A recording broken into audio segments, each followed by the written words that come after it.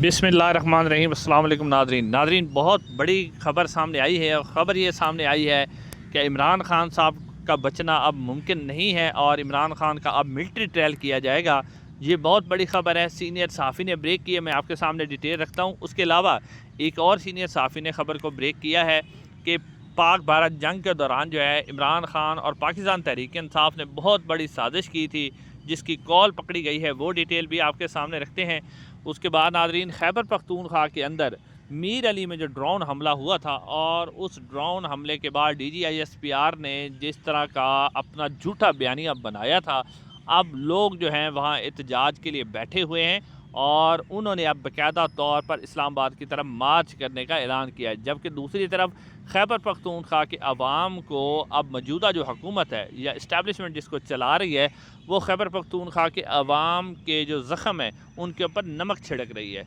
ये क्या माजरा है, पूरी डिटेल आपके सामने रखते हैं। नाज़रीन, सबसे पहले जो बड़ी ख़बर है वो ख़बर दी है सीनियर सहाफ़ी जवेद चौधरी साहब ने। नाज़रीन, जवेद चौधरी साहब आपको पता ही है कि इस्टेब्लिशमेंट के बहुत करीब हैं और उन्हें इस्टेब्लिशमेंट की तरफ से ख़बरें जो हैं वो फीड की जाती हैं, बाद में वो झूठी भी हो जाती है। इस्टेब्लिशमेंट कहती है हमें क्या है, वो डंडा देते हैं कि आपने ख़बर देनी है। तो अब जवेद चौधरी साहब ने एक बहुत बड़ी ख़बर दी है और वो कहते हैं कि मुझे लग रहा है कि आइंदा चंद दिनों के अंदर जो है फैज़ हमीद साहब, जिनका कोर्ट मार्शल इस वक्त चल रहा है, उनको सज़ा हो जाएगी और वो कहते हैं कि उनको बहुत बड़ी सज़ा होगी। इसमें तकरीबन वो कह रहे हैं कि 14 साल की सज़ा होगी और इस हवाले से फैज़ हमीद साहब जो हैं वो बाकायदा तौर पर इमरान खान के ख़िलाफ़ गवाही देंगे और फिर इमरान खान साहब को फ़ौजी अदालत में लेकर इमरान खान साहब का भी मिलिट्री ट्रायल किया जाएगा और इमरान खान साहब की रिहाई जो है वो कभी मुमकिन नहीं हो सकेगी। नाज़रीन, ये कह रहे हैं जवेद चौधरी साहब। अब इमरान खान का मिलिट्री ट्रायल, तो ये हमारी इस्टेब्लिशमेंट की ख्वाहिश तो बहुत है क्योंकि वो ज़ाती दुश्मनी है जनरल आसिम मुनीर साहब इमरान खान की। जनरल आसिम मुनीर साहब कहते हैं कि उन्हें DGISI के ओहदे से इमरान खान ने बुशरा बीबी के कहने पर हटाया था, लिहाजा मैं भी इसको सबक सिखाऊंगा। इसलिए नून लीग, जिसके बारे में सारे कहते थे करप्ट है, लेकिन आज वो जनरल आसिम मुनीर साहब ने फील्ड मार्शल भी बन गए हैं और उन्हें भी बिठाया हुआ है।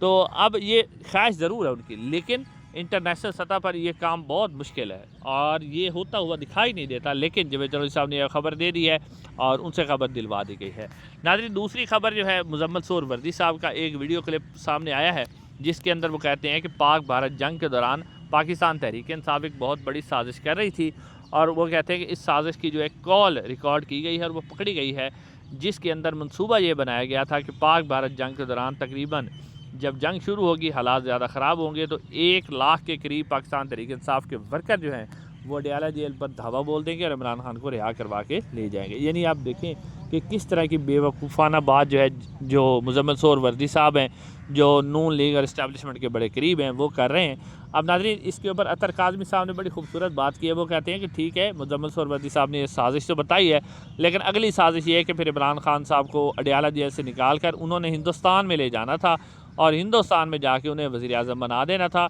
और वहाँ से बैठकर उन्होंने पाकिस्तान और फिर हिंदुस्तान को कंट्रोल करना था। वैसे ये बहुत अच्छी बात है, आप यहाँ से देखें कि किस तरह खबरें। लेकिन नाज़रीन, अब जो बड़ी खबर है वो ये है कि हमारी इस्टेब्लिशमेंट किस तरह का घिनौना खेल खेल रही है और अपने मफादात की खातिर, यानी जो पार्टी उनकी बात नहीं मानती, जो उनके आगे नहीं झुकती, ये फिर नहीं देखते कि हम इसमें हमारा पाकिस्तान का क्या हालात होंगे, पाकिस्तान के अंदर किस का इंतशार होगा, इनको कोई फ़र्क नहीं पड़ता। जैसे कि आपने 1971 में देख लिया था कि किस तरह एक सियासी पार्टी जो है उसका मैंडेट तस्लीम नहीं किया गया था और अपने जनरल याहिया खान साहब ने अपने इक़्तिदार के लालच में आकर पाकिस्तान के 2 हिस्से करवा लिए थे, लेकिन उन्होंने एक सियासी पार्टी का जो एक किस्म का मैंडेट था, जो उनको वोट दिया था, वो तस्लीम नहीं किया था। अब नाज़रीन, जो अगली खबर सामने आ रही है, सबसे पहले आप देखें कि इस वक्त खैबर पख्तूनख्वा के अंदर लोड शेडिंग बहुत बड़ी तादाद में की जा रही है और लोग जो है लोड शेडिंग के एहतजाज में भी सड़कों पर निकल आए हैं।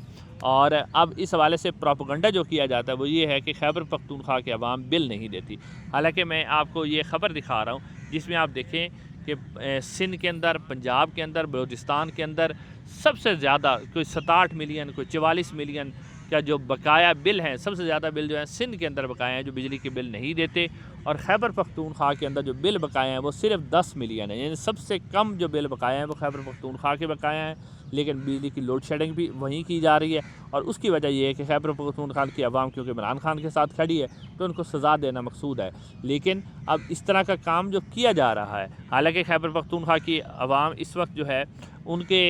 جو